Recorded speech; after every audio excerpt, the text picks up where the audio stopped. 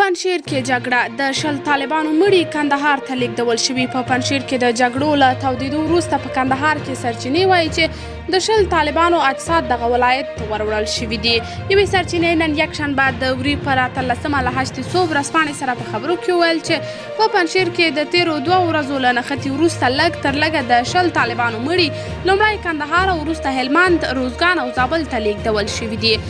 په دغه وژل شوو کې 15 مړي د هلمند، 6 د روزګان او پاتې نور د کندهار او زابل ولایتونو دي. وایي چې ډیری وژل شوي کسان د طالبانو د مشهور قمندان پیراغا جګړه ماران و. پیراغا دمګړی په پنجشیر کې په جګړه بوخت دی. له 3 ورځو راهیسې د پنجشیر په بیلابیلو سیمو کې د مقاومت جبهې او طالب ځواکونو ترمنځ جګړې دواړو اړخونو ته تلفات اړولي دي.